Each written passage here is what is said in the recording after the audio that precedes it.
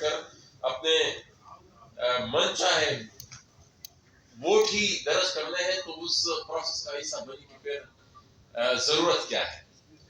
اور یہ پارلیمنٹ کی سچویشن ہے. عدلیہ کی تو آپ نے دیکھی کہ جج سے جب اٹھ کھڑا ہوتا ہے پھر کل کو اس کو کہتے ہیں صبح جب اٹھتا ہے کہ بھائی آپ کی ڈگری ہی جعلی ہے. یہاں پر ایمان مزاری اور ہادی صاحب بیٹھے ہوئے ہیں کہ جس طریقے سے ان کا ٹرائل ہوا تو بابا ایک ایگزیکٹو آرڈر کے ذریعے کچھ سارا کچھ ایک کوئی حوالدار آئے وہ تمام ان کو کہ بھائی آپ کو یہ سزا دی تھی کیوں اس کو ٹرائل کرنا اور پھر کیوں دے رہے ہیں. جس طریقے سے راتوں رات ایک پورے کرمنل ٹرائل کو کنکلوڈ کیا جا رہا تھا.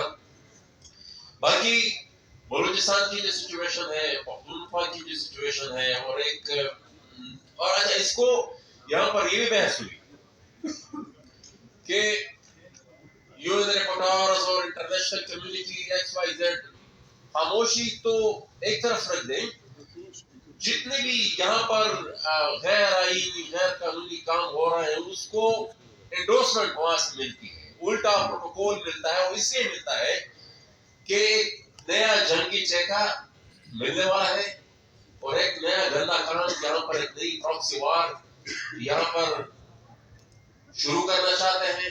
یہ سروسز پرووائڈ کی جا رہی ہیں اور انہی سروسز سے میرے خیال میں انگریز وقت سے اس زمین سے یہ سروسز پرووائڈ کی جاتی رہی ہے کہ جہاں پر بھی جنگ کی ضرورت ہوتی ہے اس سرزمین کو اور اس کے بس والے کو بطور را مٹیریل اس میں استعمال کیا جا رہا ہے تو وہ وہاں سے اس کی انڈورسمنٹ اس کو ملتی ہے. یہاں پر اسٹیٹ اور نان اسٹیٹ ایکٹرز کے ذریعے اس پوری ریجن کو چلایا جاتا ہے. بلوچستان میں کہیں پر ڈیڈ اسکواڈ ہے, ہمارا پختونخوا میں کہیں پر گڈ طالبان ہے, کہیں پر پھر بیڈ طالبان ہے. ڈائریکٹلی انڈائریکٹلی وہ سارے ہیں کنٹرول. تو اس طریقے سے یہ اسٹیٹ چلتے نہیں ہے. یہ ایک آج کل اس کو دیکھ لیں بدماشی کے ہیں. یہ اس کیس کا پارلیمانی لفظ اسپیکر صاحب بیٹھے ہوئے ہیں, یہ کو ہمارے ان سے کافی اس طرح کے الفاظ کے بارے میں ہمارا واسطہ پڑتا تھا. بہرحال ایک اور گزارش ہے کہ یہ جو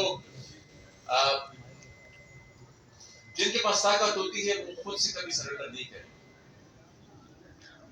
ان کے ساتھ بیٹھنا کہ بھائی آپ اپنی طاقت مجھے دے دیں کیونکہ آئین نے مجھے دی ہے, وہ کبھی نہیں کریں. آئین نے ہمیں دی ہے لیکن انہوں نے زبردستی چھین لی.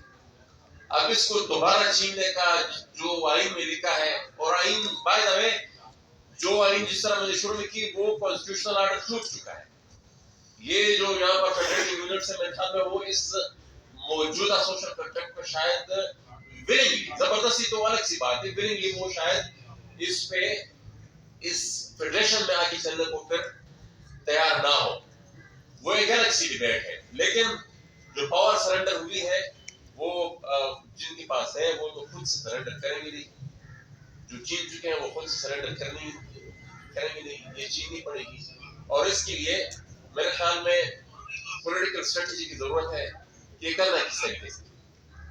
اور میرے خیال میں فردر اس پر اگر یہ جو آج کا جو مکالمہ ہے اس پر تفصیل بحث ہو تو بہتر رہے گا.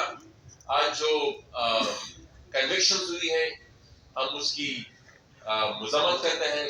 اس کے علاوہ جو مقدمات یہاں پر بنائے گئے ہیں ایمان مزاری اور ہادی علی چٹا اور ساتھ ہی ساتھ مفتی اللہ جان صاحب بھی ہیں, اس کے علاوہ جتنے بھی پولیٹیکل ورکرز ہیں, وزیر, اب وہ جو فیک مقدمات بناتے ہوئے بھی تک ہے کہ بھائی یہ فلاں زمانے میں کسی ایک ایف آئی آر میں یہ اس میں چارج کر دیا گیا ہے, کبھی 3 MPO کبھی ایک چیز, وہ بھی ختم ہو گئی. اس کے باوجود اس کو نہیں چھوڑا. یہ مارن بلوچ کبھی اسی میں کبھی 3 MPO ہو جاتے ہیں, کبھی کسی کا کیس بن جاتا ہے. تو یہ تو دیکھیں نا قانون اور قاعدہ اور عدالت تو ہے نہیں, یہ تو ڈنڈے کا زور ہے اور زور زبردستی ہے. اور اس سے چھٹکارا پانے کے لیے میرے خیال میں ایک سیاسی تحریک اور ایک پولیٹیکل اسٹریٹجی کی ضرورت ہے. وہ کس طریقے سے میرے خیال میں آج کے مکالمے پہ اس پہ بحث ہونی چاہیے. Thank you very much. السلام علیکم. بہت شکریہ. آج آتے ہی سنی بات عمران خان اور بشرا بی بی کی سزا کی، اور یہ سزا کا سلسلہ اب 2-3 سالوں سے سنتے آ رہے ہیں.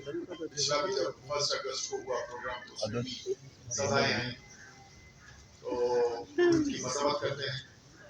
اور جس طرح سے نظام چلایا جا رہا ہے، محسن داور نے تفصیلی چیزیں بولی، میں ان کو ریپیٹ نہیں کرنا چاہتا، لیکن یقیناً انصاف کے ساتھ نہ حکومت چلتی ہے، نہ ایمانداری سے وہ چلتی ہے. اب عدلیہ کی بنیادیں ہلانے کے بعد اور صحافت کو قبضہ کرنے کے بعد سیاسی آزادی بھی چھین لی گئی ہے اور جبر کی حکومت چل رہی ہے. اور انہوں نے بولا کہ اکثریتی ورکرز پہ بے اعتمادی ہوئی ہے. میں کہتا ہوں کہ اکثریت پبلک کی، پاکستان کے پبلک کی سب صوبوں میں پبلک کی سیاسی نظام سے اعتماد اٹھتا جا رہا ہے، اور ہماری یوتھ پاپولیشن اسپیشلی بے اعتمادی کر کے اور باہر جانا چاہتی ہیں اور اس ملک کو چھوڑنا چاہتی ہیں. یہ ٹرینڈ ہے. تو اس سے اور کیا برا ہوگا. لیکن یقین طور پہ پچھلے 78 سال میں 2 چیزیں آئی ہیں. رول انہوں نے کیا ہے جو انگریزوں کے جانشین بن کے جن کو آزادی دی گئی، اور لیکن آج 78 سال بعد یہ سب دوست جو بیٹھے ہوئے ہیں، اس بات یہ عیاں ہو چکی ہے کہ پاکستان میں 2 دھاریں ہیں. وہ ایک یہ ہے کہ رائٹ سائڈ آف ہسٹری اور رانگ سائڈ آف ہسٹری.